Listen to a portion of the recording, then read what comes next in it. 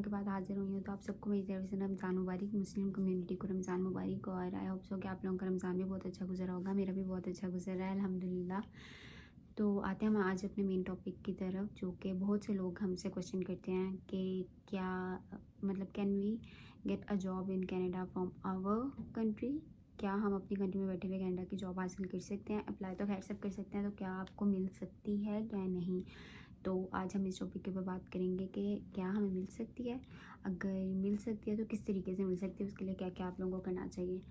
तो स्टार्ट करते हैं। मैं आप लोगों को जिन जिन लोगों ने अब तक ट्राई की है और उनको थोड़ा बहुत अगर पता हो, अगर उन्होंने ट्राई करके देखी है, अगर उन्होंने अप्लाई किया है, तो उन सबको इस बात का तो लाजमी पता होगा कि वो जब भी आप कनाडा के लिए अप्लाई करते हैं तो उसमें सबसे पहला जो मेन एक क्वेश्चन उन्होंने पूछा होता है वो ये होता है कि are you eligible to work in Canada, कि क्या आप कनाडा में एलिजिबल हैं किसी भी एम्प्लॉयर के लिए काम करने के लिए कि नहीं। ठीक है, तो अगर आप उसके लिए नो कर देते हैं तो मतलब क्या आपके पास सिन नंबर है, सोशल इंश्योरेंस नंबर है, तो अगर नहीं है और आप एलिजिबल नहीं है कनाडा में काम करने के लिए, क्या पीआर है, अगर नहीं है तो फिर क्या होता है, आप नो कर देते हैं तो उसकी वजह से क्या होता है कि आपकी प्रोफाइल जो है वो आगे एम्प्लॉयर तक जाती ही नहीं है, वहीं पे ही कैंसिल ख़त्म। तो अब ऐसा कौन सा तरीका है, ये वीडियो मेरी ख़ास तौर पे उन लोगों के लिए है जो किसी ना किसी तरीके से अपने पॉइंट्स जो हैं वो एक्सप्रेस एंट्री में पूरे नहीं कर पाते और पीआर हासिल नहीं कर सकते, तो वो किस तरीके से कनाडा आ सकते हैं, वो जॉब के लिए अप्लाई कर सकते हैं, क्या उन्हें वर्क परमिट मिलेगा कि नहीं मिलेगा।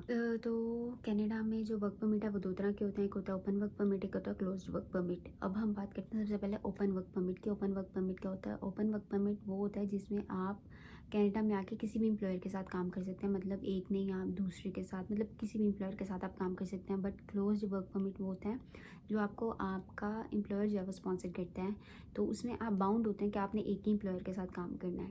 ठीक है, तो वो थोड़ा सा मुश्किल सीन होता है। तो सबसे पहले हम डिस्कस करते हैं ओपन वर्क परमिट पे कि ओपन वर्क परमिट क्या होता है। ओपन वर्क परमिट ये होता है कि वो यहाँ पे मिलता है स्टूडेंट्स को कैसे मिलता है कि गवर्नमेंट ने यहाँ पे अलाउ किया हुआ है कि वो 20 आवर्स पर वीक काम कर सकते हैं, मतलब वो किसी भी एम्प्लॉयर के पास जाके काम कर सकते हैं, वो अपना पढ़ें साथ साथ वो 20 hours per week, maximum 40 hours होते हैं, तो वो 20 आवर्स पर वीक काम कर सकते हैं। बट अब जो है गवर्नमेंट ने आजकल के, अगर मैं दौर की बात करूँ तो गवर्नमेंट ने जो है वो टोटली उनको फुल टाइम अलाउ कर दिया हुआ कि 40 आवर्स भी काम कर सकते हैं। बट ये भी मेरे ख्याल से कुछ मंथ्स तक चेंज होने वाला है, दोबारा कम होने वाला है। तो स्टूडेंट्स के लिए को मिलता है ये ओपन वर्क परमिट के, जितनी देर वो पढ़ रहे हैं वो साथ साथ अपना काम कर सकते हैं। बट उनके साथ साथ जो उनके स्पाउसेस होते हैं, स्पाउसेस या कॉमन लॉ पार्टनर, तो उनको गवर्नमेंट क्या करती है, उनको भी गवर्नमेंट जो है वो ओपन वर्क परमिट देती है। मतलब अगर दो लोग आ रहे हैं, एक आ रहा है स्टूडेंट वीज़ा पे तो एक आ रहा है ओपन वर्क परमिट पे, उसको जो उसका स्पाउस होगा या कॉमन लॉ पार्टनर होगा वो किसी भी एम्प्लॉयर के साथ जो है वो काम कर सकेगा, और उसके लिए ये भी रिस्ट्रिक्शन नहीं है कि वो 20 आवर्स पर वीक ही काम करेगा, वो जितना मर्जी काम कर सकता है। तो एक तो ये हो गया। फिर उसके बाद क्या होता है कि जो एक तो स्टूडेंट होता है, जो उसका स्पाउस होता है, वो क्या करता है, वो साथ साथ ओपन वर्क परमिट पे होता है, साथ वो पीआर के लिए अप्लाई कर देते हैं। कि जब उनका 1 साल का एक्सपीरियंस वगैरह हो जाता है तो फिर आप पीआर के लिए अप्लाई कर सकते हैं, तो पीआर के लिए अप्लाई करेंगे। बट अगर कुछ केस ऐसे होते हैं कि मतलब आपने ऐसा हुआ है कि आपने पीआर के लिए अप्लाई किया हुआ है, आपका पीआर अभी तक नहीं आया, बट आपका वीज़ा जो है वो एक्सपायर होने वाला है। ठीक है, मतलब वर्क परमिट जो है वो ख़त्म होने लगा है। तो उस केस में क्या होता है कि आप अपना वो वर्क परमिट जो है वो दोबारा से रीन्यू करवा लेते हैं, कि इसको कहते हैं ब्रिजिंग वर्क परमिट। ठीक है, कि मतलब उस केस में, बट इसके लिए कंडीशन है कि आपकी पीआर अप्लाई होनी चाहिए, मतलब आपने पीआर अप्लाई की हुई है बट पीआर अभी तक नहीं आई, तो आप कनाडा से एग्ज़िट लिए बगैर आप जो है वो अपना वर्क परमिट जो परमिट है उसको एक्सटेंड कर सकते हैं। तो ये एक केस है। और इसके अलावा जैसे मैंने आपको बताया कि जो स्टूडेंट्स हैं उनके स्पाउसेस जो हैं वो कर सकते हैं वो ओपन वर्क परमिट पे, और इसके अलावा जो उन्होंने अपनी पीआर की जो पूरी एप्लीकेशन बनाई हुई है उसमें उन्होंने जितने डिपेंडेंट्स डाले हुए हैं, वो डिपेंडेंट्स भी जो हैं वो अपनी उसके लिए मतलब उनको भी ओपन वर्क परमिट जो है वो अलाउ होता है, वो उनको भी मिल जाता है। तो इस तरीके से आप लोग ओपन वर्क परमिट की हमने मतलब ओपन वर्क परमिट पे आके आप लोग पीआर के लिए अप्लाई कर सकते हैं। अब बात करते हैं दूसरे वाले वर्क परमिट की, जो है close work permit. Close work permit जिसमें जो आपको आपका स्पॉन्सर एम्प्लॉयर जो है वो स्पॉन्सर करता है, वो कैसे होता है और उसका क्या सीन होता है, वो थोड़ा सा मुश्किल काम है। और इसके लिए आपको आपका एम्प्लॉयर जो है वो यहाँ से आपके कंट्री में तभी बुला सकेगा जब उसकी जॉब जो है वो LMIA अप्रूव्ड होगी। अब ये क्या प्रोसीजर है, ये सब क्या है, तो मैं आपको बताती हूँ कि फॉर एग्ज़ाम्पल मेरी इधर एक कंपनी है या मेरे रिलेटिव की कंपनी है, ठीक है, और आपने उनको कहा है जी हमें बुला लो, आपकी तो कंपनी है, आप हमें जॉब ऑफ़र दे दो और हम आ जाते हैं। तो ऐसा कोई सीन नहीं होता, ये उसके लिए भी बहुत मुश्किल होता है। तो उन लोगों के लिए जो कहते हैं ना कि हाँ हमारे रिलेटिव्स उधर है वो हमें बुलाते नहीं, ये वो वगैरह, तो ये थोड़ा सा मुश्किल प्रोसीजर। वो कैसे होता है कि जो रिलेटिव्स अगर आपके यहाँ पे हैं, उनकी कंपनी है, वो आपको इसलिए बुला नहीं सकते क्योंकि उनकी जॉब LMIA अप्रूव नहीं है। वो कैसे अप्रूव होगी, वैसे होगी कि यहाँ पे जो आपका वो है, ठीक है, वो ऐसा नहीं है कि वो उन्होंने आपको एक पेपर पे जॉब लेटर लिख के दे दिया है कि जी आ जाओ और आपको वीज़ा मिल जाएगा, आपको वर्क परमिट मिल गया और आप आ गए हैं। ऐसा नहीं होता। होता ये कि उन्होंने अपनी जॉब जो है पहले उसको एडवर्टाइज़ करना होता है 3 मंथ्स के लिए, ठीक है, उसको एडवर्टाइज़ करना होता है, उसको लिंक्डइन और हर जगह पे पोस्ट करना होता है। और अगर उनको वहाँ से लोग नहीं मिलते तो फिर वो आपको कर सकते हैं। फिर वो क्या करते हैं, अच्छा अगर वो अपनी जॉब को पहले अप्लाई करेंगे, 3 महीने तक एडवर्टाइज़ करेंगे, फिर उसके बाद वो गवर्नमेंट को या इमिग्रेशन ऑफिस में वहाँ पे जाके वो प्रॉपर प्रूफ देंगे कैसे हमने एडवर्टाइज़ किया था, हमें कनाडा से कोई बंदा नहीं मिला या हमें इस प्रोविंस से कोई बंदा नहीं मिला, तो अब हम जो हैं हम उस वाली कंट्री से अपना बंदा जो है वो बुलाना चाहते हैं। तो फिर आपको फिर अब वो क्या करेंगे, फिर गवर्नमेंट जो है वो इस बात को पूरी तस्दीक करेगी या वो सारी वो करेगी। फिर उसके बाद वो देखेगी कि हाँ भाई ये बंदा ठीक है कि उसने हाँ 3 महीने तक लगा के रखा और उसको नहीं है। वो प्रॉपर चेक करेगी कि जिस फील्ड के लिए वो बंदे को बुला रहे हैं, क्या इस फील्ड का बंदा वाकई इस रीजन में जो है या इस प्रोविंस में उसकी शॉर्टेज है, वो कम है। अगर ऐसा है तो ही वो आपको जो है वो LMIA अप्रूव्ड आप वो आपकी जॉब को अप्रूव करेगी गवर्नमेंट, और फिर आप जो है वो जॉब लेटर जो है वो अपने बंदे को भेज सकेंगे कि आ जाओ। ऐसा बिल्कुल नहीं है कि आपने बैठे बैठे एक जॉब लेटर लिख दिया और कहा है जी जाओ अब जाके आ जाओ, तुम आ जाओ। ऐसे नहीं होता क्योंकि उस बंदे को खुद को भी गवर्नमेंट को अप्रूव करना होता है कि भाई मुझे यहाँ से बंदा नहीं मिला, मुझे वहाँ से चाहिए। गवर्नमेंट अप्रूव करती है सारा वो करके, फिर उसके बाद आपको कहती है कि हाँ आप बुलवा लो, तो फिर जो है वो वीज़ा इशू होता है। वरना आप इस तरीके से क्लोज वर्क परमिट जो है वो ले नहीं सकते। तो एक बहुत लंबा प्रोसीजर है और थोड़ा सा मुश्किल भी है, बट ये अब लग है। तो फॉर एग्ज़ाम्पल अगर आपको मतलब वर्क परमिट मिल गया, ठीक है, ऐसे ही नॉन ये क्लोज वर्क परमिट मिल गया, ठीक है, मतलब वो उनकी जो भी अप्रूव हो गया, सब कुछ भी मिल गया, तो इससे अब आपके 2 चांसेस हैं। आप PR के लिए डायरेक्ट अप्लाई कर सकते हैं क्योंकि जिसके पास ऑफर लेटर होता है जॉब का, उसको एक्सप्रेस एंट्री की बात करके मैं अपनी पहले वीडियो में कर चुकी हूँ। उसमें क्या होता है, आपको पॉइंट्स मिल जाते हैं काफ़ी ज़्यादा, जैसे 50-60 पॉइंट्स अगर आपको मिल गए, अगर आपके पास जॉब लेटर आ गया तो आपको 50-60 पॉइंट्स मिल जाएंगे। तो वो आप क्या करेंगे, अपनी एक्सप्रेस एंट्री प्रोफाइल में ऐड करेंगे और उसकी वजह से आपको PR मिल सकती है, आपको ITA आ सकता है और इस तरीके से आप मतलब आ सकते हैं कनाडा। बट कुछ सीन ऐसे भी होते हैं, मतलब कुछ लोगों के पॉइंट्स इतने कम होते हैं कि वो बेचारे मतलब अगर उनको जॉब लेटर आ भी जाए, उनके पॉइंट्स में 50-60 पॉइंट्स ऐड भी हो जाए, वो फिर भी जो है मतलब उनके पॉइंट्स पूरे नहीं होते, उनको इनविटेशन नहीं आता है कनाडा गवर्नमेंट की तरफ से। तो फिर वो क्या करें कि वो इधर आ जाए। जॉब लेटर तो उनके पास है, PR तो अभी तक नहीं हुई, बट वो इधर आएंगे, 1 साल के लिए काम करेंगे, फिर उनके पास 1 साल का एक्सपीरियंस हो जाएगा, फिर वो इस कैटेगरी में 1 साल के एक्सपीरियंस के अंदर PR के लिए अप्लाई कर सकेंगे। PR के लिए अप्लाई करेंगे तो फिर उनके PR हो जाएगी। तो दोनों तरीके से उनके लिए जो है वो एक अच्छी चीज़ है। अच्छा, ये जो LMI अप्रूवल वाली मैंने बात की है ना, ये मतलब प्रोविंस पे वो बेस करता है। ओंटारियो, अल्बर्टा, मैनिटोबा और सस्केचुआन, इनमें ये जो है ये LMI अप्रूव जॉब चाहिए होती है, बट कुछ प्रोविंसेस में नहीं चाहिए होती। तो जैसे ब्रिटिश कोलंबिया है, उसमें ये LMI अप्रूव नहीं होती है, बस उसमें अगर एम्प्लॉयर आपको वो वर्क परमिट दे देता है तो वो आपको मिल जाता है और उसकी बेस पे आप PNP के लिए अप्लाई कर सकते हो। बट उसमें भी ये होता है कि वो फिर ज़रूरी नहीं होता कि आप PR जो है वो उसको वो कर सको। लेकिन क्योंकि क्या होता है कि एक मेरे जानने वाले हैं, उनमें ये हुआ था कि उनको ना मतलब उन्होंने ऐसे ही ब्रिटिश कोलंबिया से उनको ऑफर लेटर मिला, बट वो PR होल्डर नहीं हो सके क्योंकि गवर्नमेंट क्या करती है, गवर्नमेंट ने उसके ऊपर भी पूरी रिसर्च की। उन्होंने देखा कि क्या ये जो बंदा आ रहा है इसका इस कंपनी के अंदर वो बैकग्राउंड भी है कि नहीं है, वो फिर उन्होंने उसको कैंसिल करवा दिया। उन्होंने कहा नहीं, मतलब अगर आप किसी बंदे को बुला रहे हो तो उस पे भी ये होता है कि उस बंदे की प्रोफाइल और उसका पूरा बैकग्राउंड आपकी कंपनी के साथ, उस पोजीशन के साथ फिट करना चाहिए, पूरा फिट होना चाहिए। अगर फिट है तो ठीक है, अगर नहीं फिट है तो फिर भी नहीं हो सकता।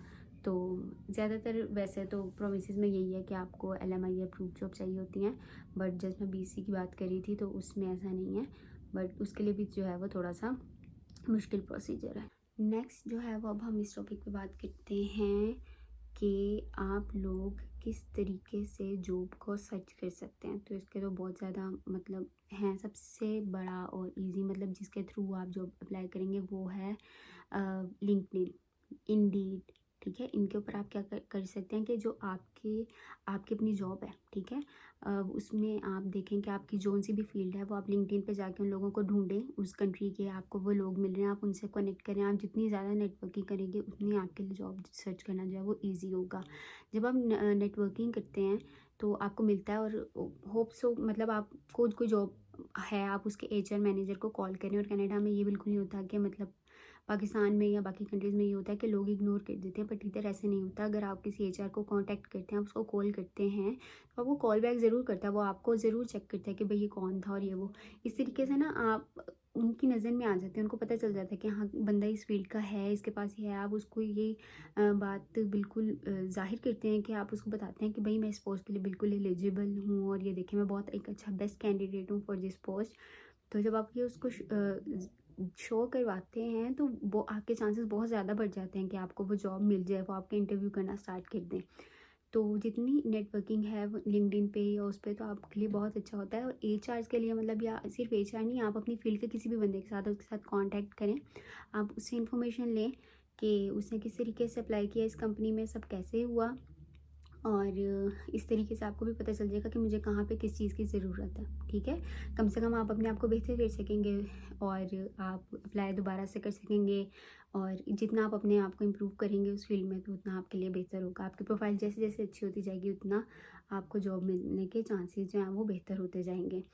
तो जितनी भी आप मतलब कर सकते हैं, बट ये है कि थोड़ा सा मुश्किल, अगर आप उनको कॉल करते हैं या आप कनेक्ट करते हैं किसी HR मैनेजर से या किसी से, तो मुझे पता है कि अब किसी और मुल्क से आप जब इधर कनाडा कॉल करेंगे तो ये थोड़ा सा डिफ़िकल्ट, बल्कि बहुत महंगा भी होगा। बट ऐसी बहुत सी ऐप्स आजकल आई हुई हैं जिसमें आप उनसे कनेक्ट हो सकते हैं। तो आप उनसे कनेक्ट हों, आप उनको बताएं, और हो सकता है कोई ऐसा HR मैनेजर या कोई आपको ऐसा बंदा मिल जाए जिसको आपकी फील्ड का, जिसको इधर से कोई पसंद ना आ रहा हो, ना कोई मिल रहा हो, और आपकी लक इतनी हो, अल्लाह ताला आपके साथ हो, तो वो आपको जो है वो वर्क परमिट पे बुला ले, ठीक है। तो ट्राई करने में तो कोई हर्ज नहीं है, तो आपको ट्राई करना चाहिए। अब जो है हम बात करते हैं कि वो वाले लोग जो सॉफ्ट लैंडिंग करते हैं यहाँ पे आके, मतलब उनको PR उनकी आगे भी थी इनविटेशन, ये वो, और वो इधर आए हैं, बट वो सॉफ्ट लैंडिंग की है। सॉफ्ट लैंडिंग का मतलब है वो आए हैं, उन्होंने अपना PR कार्ड लिया है, जस्ट 1-2-3 महीने रुक के, ठीक है, और वो वापस चले गए। कि जब अब हमें, क्योंकि यहाँ पे रहने का खर्चा वगैरह होगा, ये वो कहेंगे भाई हम वापस अपने बैक होम कंट्री में चले जाते हैं, वहाँ पे जाके अब तो हमारे पास वो है कि we are eligible to work in Canada, तो अब हम अप्लाई करना स्टार्ट करते हैं, जैसी जॉब मिलेगी वापस आ जाएंगे।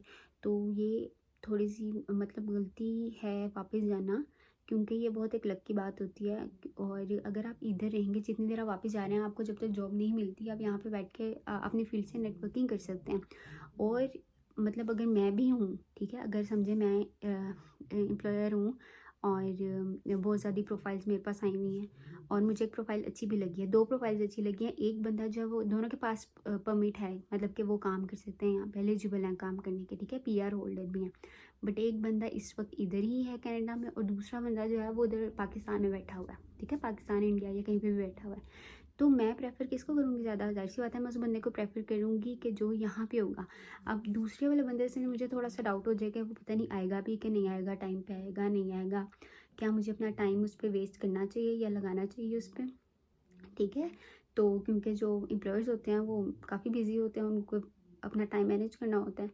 तो वो क्या करेंगे कि वो थोड़ा सा डाउट पे हो गए, तो वो थोड़ा सा मतलब रिस्की फैक्टर है कि वो आपको निकाल के वो उस बंदे को ज़्यादा प्रेफर करेंगे जो यहाँ पे होगा। तो जो सॉफ्ट लैंडिंग करते हैं तो वो थोड़ा सा इधर रुक के तो नेटवर्किंग करें, और जॉब्स के लिए अप्लाई करें।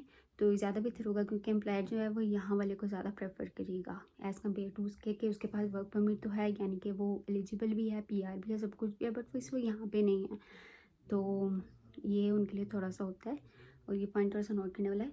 तो ये हमारी वीडियो थी, और ये हमारी वीडियो उस टॉपिक के ऊपर थी कि वो वाले लोग जिनके पॉइंट्स पूरे नहीं हो रहे, जो एक्सप्रेस एंट्री में अप्लाई नहीं कर सकते, तो वो किस तरीके से कनाडा आ सकते हैं, क्या उनको उनके कंट्री में बैठे हुए जॉब मिल सकती है, अगर मिल सकती है तो किस तरीके से मिल सकती है, और वो क्या क्या कर सकते हैं। ठीक है, तो ये सारा कुछ था, और आई होप सो कि आप लोगों को थोड़ी सी समझ आई होगी, और मेरी वीडियो भी पसंद आई होगी। अगर नहीं आई तो फिर भी लाइक और कमेंट कर दीजिएगा, और चैनल को सब्सक्राइब कर दीजिएगा, और मुझे बताइएगा कि मैं किस तरीके से अपनी वीडियोस को इम्प्रूव कर सकती हूँ, ताकि मैं इनको बेहतर कर सकूँ और आप लोगों को बेहतर तरीके से बता सकूँ। तब तक के लिए best of luck for all the people, मतलब जितने लोग जो अप्लाई कर रहे हैं, जो आना चाहते हैं, और बहुत उम्मीद लगाए बैठे हुए हैं कि वो किसी तरीके से आएँ और बहुत कोशिश कर रहे हैं, तो उन सबको बेस्ट ऑफ लक। ज़रूर इंशाल्लाह आप लोगों का भी अल्लाह ताला ने बेहतर लिखा होगा, और सब ज़रूर बेहतर होगा, और बस कोशिश करें तो आप यहाँ पे ज़रूर पहुँच जाएंगे। बस जो कुछ मैंने पॉइंट्स बताए उन पर थोड़ा सा गौर कीजिएगा। बाकी टिल देन आप लोग अपना ख्याल रखिएगा, और नेक्स्ट वीडियो तक मैं आऊँगी, फिर हम कोई बात करेंगे थोड़ी सी, और प्लीज़ प्लीज़ मुझे दुआओं में याद रखिएगा। तब तक के लिए अल्लाह हाफिज़।